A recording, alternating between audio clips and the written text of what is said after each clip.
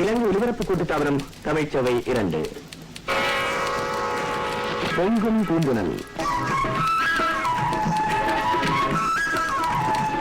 பள்ளிக்குட்டி கண்ணன், சுப்பிரமணியம், சுரேஷ்குமார், சின்னம்மா, குமாரி, சுபா இவர்களுக்காக நான் தருவது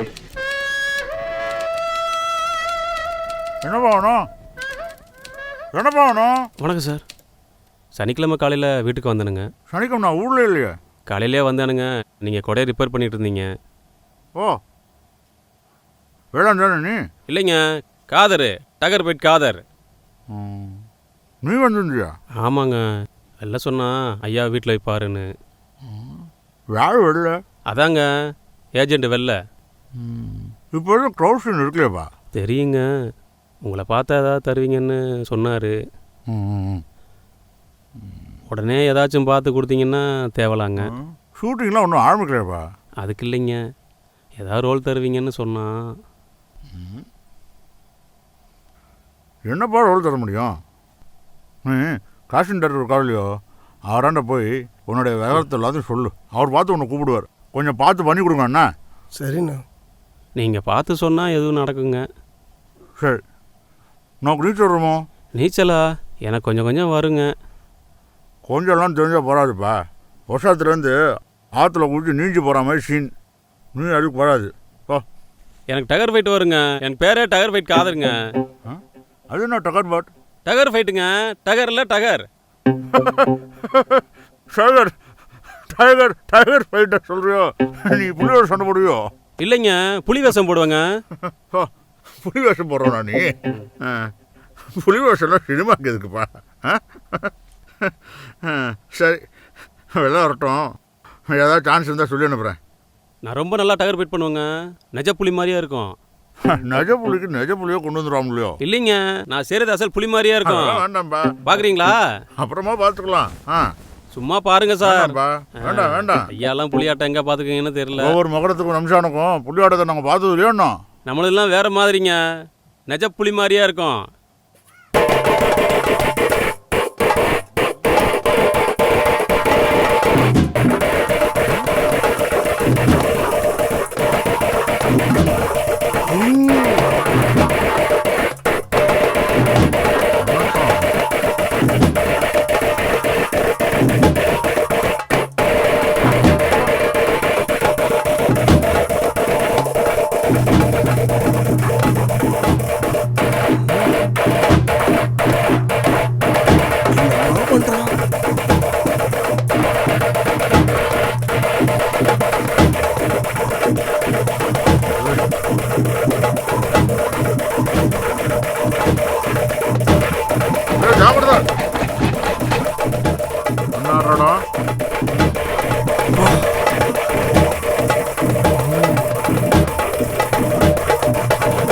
பாது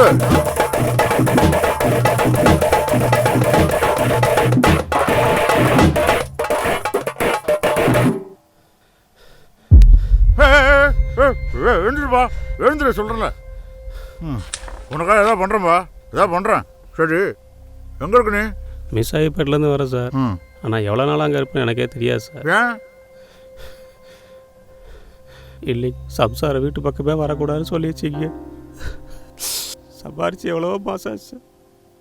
அதான் என்ன பண்ணும், 4 சின்ன சின்ன குழந்தைங்க. சரி, சாப்பிட்டியோ நீ? இல்லை சார். சரி, இது இந்தா, இது எடுத்துட்டு கேண்டீனில் போய் நல்லா வயிறான சாப்பிடு. இல்லை வேணாம் சார். என்ன வேணான்ற? எடுத்துட்டு போய் சாப்பிடு போ. வேணாம் சார், ஏதாவது ரோல் வாங்கி தங்கய்யா, நடிக்கிற எனக்கு. ஏண்டா அபிஷ்டு, பணங்கிறது சின்ன தொகையா இருந்தாலும் லக்ஷ்மி ஆகும். அதை போய் வேண்டான்னு சொல்றேன். அப்புறம் உனக்கு எப்படா லக்ஷ்மி கடாசம் கிடைக்கும்? இதோ பாரு அம்பி, அந்த பணத்தை எடுத்துட்டு போய் வயிறார நன்னா சாப்பிடு. என்ன புரியுறதா? கொஞ்சம் கேண்டீன் நேஷன் போயிட்டு நன்னா வயிறார சாப்பாடு போட்டு அனுப்புங்க. பார்த்துக்கலாம். வேணாங்க, நானே போய் சாப்பிட்டுக்கிறேன் சார்.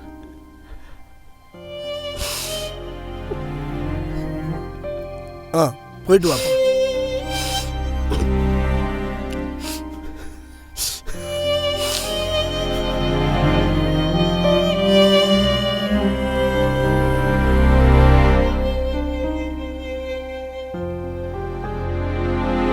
சம்சார வீட்டு பக்கமே வரக்கூடாதுன்னு சொல்லி வச்சுக்கிங்க.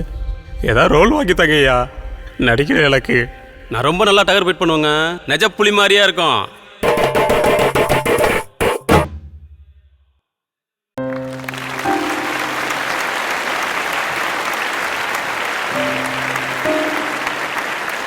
ஸோ கதை எப்படி வந்திருக்கு, நம்ம எல்லாருமே அது கவர்ந்துதா அப்படின்றத கேட்டுடலாம். ஸோ ஃபர்ஸ்ட் வந்து நம்ம ஸ்பெஷல் கெஸ்டான விஜய் மில்டன் சார் சொல்லுங்க. வாழ்த்துக்கள் பிரதர். அசோகமித்திரன் சார் கதையை எடுத்துக்கிட்டதுக்கு வந்து ரொம்ப சந்தோஷமாக இருக்குது. அந்த கதையை வந்து எதுக்காக செலக்ட் பண்ணீங்க பிரதர்? அதை படித்தப்போ உங்களுக்கு என்ன பிடிச்சிருந்தது? அந்த 3 பேர் ஒரு சின்ன செட்டிங் அதை விட்டுருங்க. அதிலிருந்து எந்த உணர்வு உங்களுக்கு ரொம்ப பிடிச்சிருந்தது? சார் அதில் வந்து அசோகமித்திரன் ஒரே ஒரு வரி மட்டும் எழுதியிருப்பார். ஒரு புலியாட்டக்காரன் வந்து ஒரு சான்ஸ் கேட்டு போகிறப்போ காலில் விழும்போது அவர் ஒரே ஒரு வரி மட்டும் எழுதியிருப்பார். ஒரு புலி, இவன் தான் ஒரு 2 நிமிஷத்துக்கு முன்னாடி புலியாக இருந்தான் அப்படின்ற ஒரு வரி மட்டும் என்னை ரொம்ப இம்ப்ரெஸ் பண்ணி. ஐயோ பா, அது வந்து அந்த வரியை கடக்கவே முடியாது. அந்த கதை தான் வந்து கடுகுன்னு ஒரு படமாக ஆச்சு. அந்த ஒரு ஷார்ட் ஸ்டோரி தான், அமேசிங் ஷார்ட் ஸ்டோரி அது. அது வந்து உண்மையிலேயே அந்த ஒரு வரி வந்து அவ்வளோ பெயினாக இருக்கும். அந்த பெயின் வந்து இப்போ நமக்கு வந்திருக்கணும் இல்லையா? இப்போ நான் அந்த கதை படிச்சிருக்கேன், அதனால் என்னால் வந்து ஈஸியாக கனெக்ட் ஆகிக்க முடியுது. அந்த ஷார்ட் ஸ்டோரி படிக்காதவங்களும் இந்த படத்தை பார்க்கும்போது அது கனெக்ட் ஆகிருக்கணும். அது கொஞ்சம் மிஸ் ஆகுது. உண்மையிலேயே அவன் புலி வேஷம் ஆடும்போது ஒரு புலியாக ஆயிடுறாங்கிறது இருக்குல்ல, அந்த டிரான்ஸ்ஃபர்மேஷன், அவர் வந்து பிகினிங் வந்து நிற்கிற விதம், பேசுகிற விதம்லாம் வந்து கொஞ்சம் சார் அப்படி ரொம்ப அசால்ட்டாக இருக்க மாதிரி இருக்குது. அப்படியே பசிலையும் மயக்கத்துலையும், சார் நேற்று கூட வீட்டுக்கெலாம் வந்தேன் சார், நீங்கள் கூட ரிப்பேர் பண்ணிட்டு இருந்தீங்க. தூரத்துலேருந்து ஒருத்தனை பார்த்துட்டு பார்க்க முடியாமல் மறுநாள் ஆஃபீஸ்க்கு வந்து பார்க்குறதெல்லாம் எவ்வளோ பெரிய விஷயம் அது சொல்கிறது. ஸோ அதெல்லாம் இன்னும் கூட டோன் டவுனாக இருந்திருக்கணும். அந்த டப்பிங்கில் இதில் எல்லாமே இன்னும் டோன் டவுனாக இருக்கணும். ஒன்ஸ் அந்த துணி எடுத்து கட்டினோன்னா அவன் வேறு ஆளாக அப்படியே படிப்படியாக ஆகிறான்றது வந்து இவங்களோட ரியாக்ஷன்லேயே நம்மளுக்கு வந்து கடத்தியிருக்கணும். அது 2வது ஷாட்லேயே அவர் வந்து அப்படிலாம் சொல்லிட்டாரு. அதெல்லாம் இன்னும் கிராஜுவலாக வந்திருந்தால் இன்னும் ரொம்ப நல்லா இருந்திருக்கும். அது வந்து நீங்கள் எடுத்துக்கிட்ட கதை வந்து எக்ஸலண்ட். உங்களோட சாய்ஸ் வந்து எக்ஸலண்ட், ரொம்ப நல்லா இருக்குது. Definitely sir, I work on it sir. Okay, all the best. இன்னும் வந்து ஃபெரோஷியஸாக இருந்திருக்கணும் அப்படின்னு சார் எதிர்பார்த்துருக்காரு. இன்னும் சீரிப்பாயும் நினைக்கிறேன் உங்களுடைய அடுத்த படங்கள். ஆனால் அடுத்து நம்மளுடைய ஜட்ஜஸ் கிட்ட கேட்டுடலாம். வெற்றிமாறன் சார், உங்களுடைய கமெண்ட்ஸ் ப்ளீஸ். இப்படி ஒரு கதையை நம்ம செலக்ட் பண்ணுறது இருக்கு இல்லையா, இட்ஸ் குட். ஆனால் வந்து இதை நம்ம செய்யும்போது இது இருக்கிறது இல்லை. இப்போ அவர் சொன்ன மாதிரி எனக்கு எமோஷன்லாம் தேவையில்லை, அது ஸ்ட்ராங்காக வரணும் இல்லை. அவர் அசோகமித்திரன் மாதிரியே வந்து நீங்கள் கடந்து போனால் சரி. ஆனால் அவன் 2 நிமிஷத்துக்கு முன்னாடி புலியாக இருந்து காலில் விழுந்தான் அப்படின்றது இருக்கு இல்லையா, எனக்கு அது வரணும். அப்போ உங்கள் சாய்ஸ் ஆஃப் ஷார்ட்ஸ் இருக்குல்ல, இட் வாஸ் வெரி புவர். அவன் டான்ஸ் ஆடிக்கிட்டு இருக்கான், நீங்கள் வந்து ரவுண்ட் ட்ராலி மாதிரி ஏதோ ஒன்று ஸ்டெடிக்காமல் ஏதோ ஒன்று தூக்கிட்டு சுற்றி வர்றீங்க. அவன் கால் தெரியல, தலை தெரியல, தலை மட்டும் இருக்குது. அவர் கையை கீழே வச்சுருக்காரா என்னன்னு தெரியல, ஒரு டாப் ஆங்கிள் வைக்கிறீங்க. இப்போ எந்த டான்ஸ், எந்த மூவ்மெண்ட்டுக்கு என்ன ஷார்ட் வைக்கணுன்றது தான் ரொம்ப இம்பார்ட்டன்ட். நம்ம எதை எங்கேருந்து பார்க்குறோம் அப்படின்றது தான் ஒரு ஒரு ஒரு நல்ல ஃபில்ம் மேக்கரும் ஒரு மீடியாக்கர் ஃபில்ம் மேக்கரும் டிஃபைன் பண்ணுறது.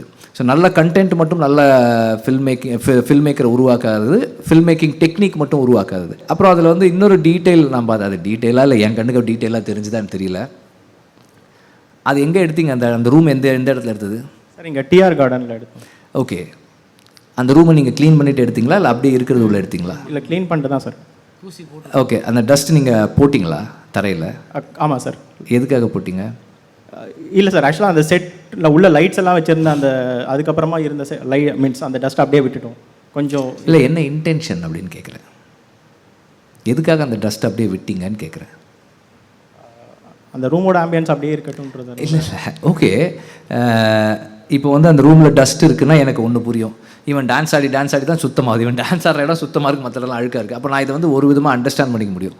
அங்கே வந்து அதான் சொல்கிறேன், இது நானாக புரிஞ்சுக்கிறது. அதுக்கு தான் நீங்கள் என்ன இன்டென்ட் பண்ணீங்கன்னு கேட்குறேன். நானாக எப்படி புரிஞ்சுக்கிறேன்னா, இந்த கம்பெனியில் வந்து படமே எடுக்கலை, இவனுங்களுக்கே வேலை இல்லை, இவனுக்கு எப்படா இவனுக்கு வேலை கொடுப்பாங்க, நானாக புரிஞ்சுக்கிறேன். அது உங்கள் இன்டென்ஷனா? அதுவும் ஒரு இன்டென்ஷன் சார். ஆக்சுவலாக அந்த கதையில் இப்போ சமாளிக்கிறீங்களா இல்லை? இல்லை சார், அந்த கதையில் பார்த்தோம்னா வந்து ஒரு அந்த ஸ்டுடியோ வந்து ஒரு 4-5 இயர்ஸாக படம் பண்ணாமல் இருக்காங்க அப்படிங்கிற ஒரு சொல்லவே இல்லையே எனக்கு. நான் கேட்கும்போது நான் கேட்கும்போது சொல்லியிருந்தேன். எனிவே நீங்கள் சொல்லனாலும் எனக்கு அது வருது. அதனால் வந்து அந்த கிரெடிட்ஸ் வந்து ஃபில்ம் மேக்கருக்கு தான். அதில் இருக்க எனக்கு அப்படி புரிஞ்சிருக்கிறதுன்றதே உங்களுக்கு ஒரு கிரெடிட்ஸ் தான்.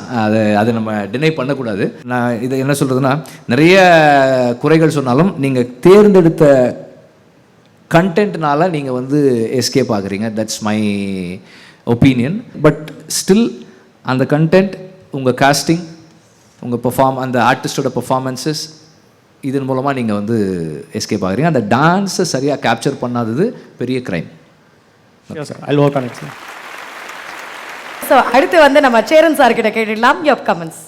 எப்போவுமே நாவலை படமாக்குறதுலையும் இந்த மாதிரி சிறுகதையில் படமாக்குறதுல என்ன டிஃபிகல்ட்டிஸ் அப்படின்னா, ரொம்ப ஃபெமிலியரான கதையை எடுக்கும் பொழுது இங்கே ஒவ்வொருத்தருக்குள்ளேயும் ஒரு டைரக்டர் இருப்பாங்க.